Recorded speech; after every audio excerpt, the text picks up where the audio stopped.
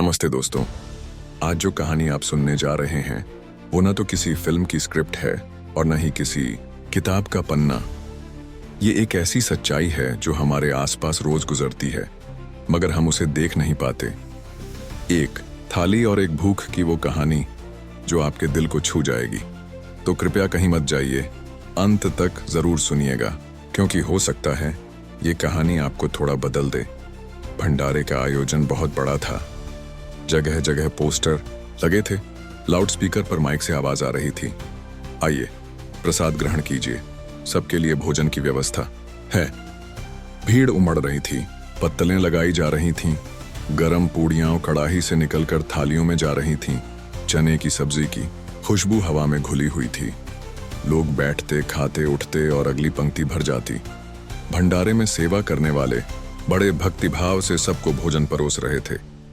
सच्चा पुण्य इसी में माना जा रहा था।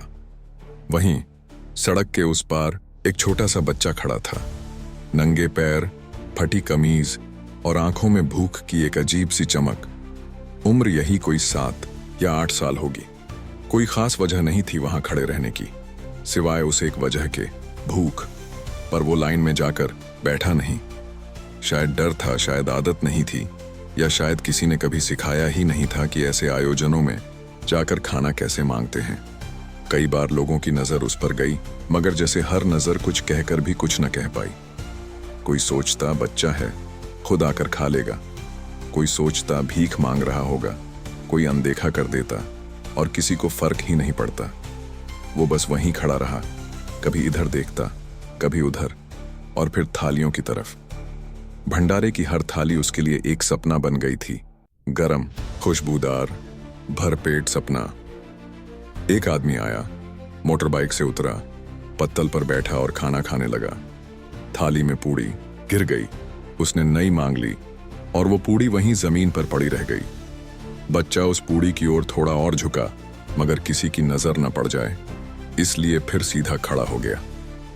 भीड़ से अलग मगर भूख के सबसे करीब। समय बीतता गया।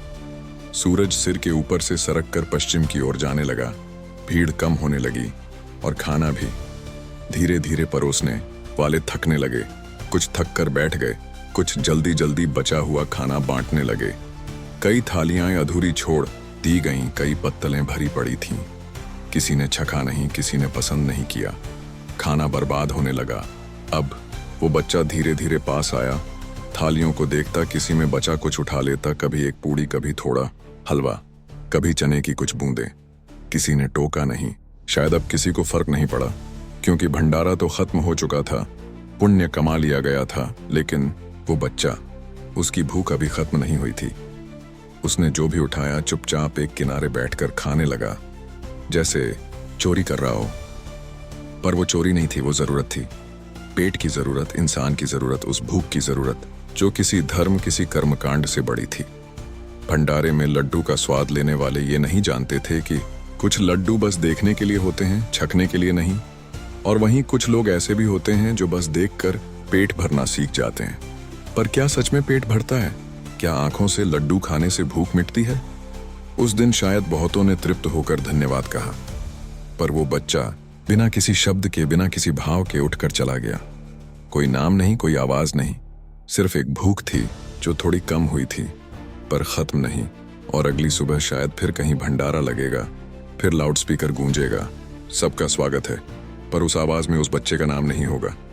उसका कोई नाम नहीं होता, उसका कोई स्थान नहीं होता। वो बस एक भूख होती है, अनदेखी, अनकही, मगर हमेशा जिंदा। कभी ध्यान से देखना, अगली बार जब किसी भंडारे में जाओ, हो सकता है कोई छोटू फिर से खड़ा हो सड़क के उस पार। वो बच्चा चला तो गया था उस दिन, पर उसकी भूख साथ गई थी। उस रात जब बाकी बच्चे अपने घरों में मां की गोद में सो रहे थे, किसी ने लोरी गाई, किसी ने किस्से सुने, वो अकेला था, किसी पुराने झोपड़े के कोने में सिकुड़ा हुआ। वहीं पर वो आधा पेट भरा खाना धीरे धीरे हजम कर रहा था, मगर सिर्फ पेट नहीं, दिल भी कुछ निगल रहा था। एक चुभन, एक अनकहा दर्द।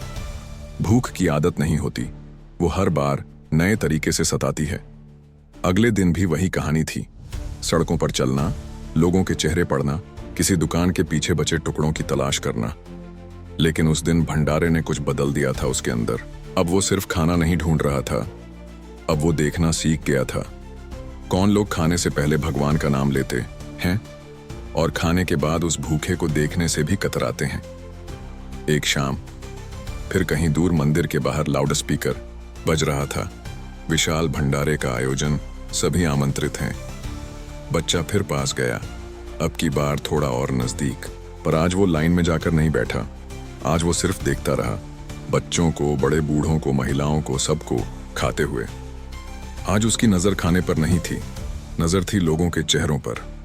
कितने लोग सच में खुश थे और कितने बस दिखाने के लिए। कितने लोगों ने दिल से खाया और कितनों ने प्लेट आदि छोड़ दी। वहीं एक और बच्चा आया, छोटा सा, शायद उससे भी छोटा, वही नंगे पांव, वही आंखों में सवाल। और इस बार उसने देखा वही भूख, वही झिझक। अब उसे खुद में कुछ हिलता हुआ महसूस हुआ, जैसे आज कोई और उसकी जगह पर खड़ा हो। वो उठा, चुपचाप गया, उस छोटे को धीरे से पकड़ा और कहा, चल मेरे साथ बैठ, कोई कुछ नहीं कहेगा। वो दोनों लाइन में बैठ गए। पहली बार उसने खुद से आगे बढ़कर किसी के लिए रास्ता बनाया। जब थाली आई तो उसके हाथ कांप रहे थे, न भूख से न डर से, बल्कि पहली बार किसी ने उसे देखा नहीं था, बल्कि उसे समझा था। अब वो छोटा बच्चा उसकी तरह किनारे खड़ा नहीं था, अब वो उसकी तरह अकेला नहीं था। भंडारा खत्म हुआ, दोनों खा चुके थे, मगर आज खाना पेट से ज्यादा आत्मा को छू गया था, क्योंकि उस बच्चे ने पहली बार खाना नहीं मांगा, उसने किसी को खिलाया। और यही तो सबसे बड़ा बदलाव था। उस दिन उस भूखे ने सिर्फ पेट नहीं भरा था, उसने इंसानियत की एक थाली परोसी थी, चुपचाप, बिना शोर, बिना नाम के। ऐसी ही कहानियां होती हैं जो अखबारों में नहीं छपती, जिन्हें कोई पुरस्कार नहीं मिलता, मगर ये कहानियां हर शहर के कोने में सांस ले रही होती हैं।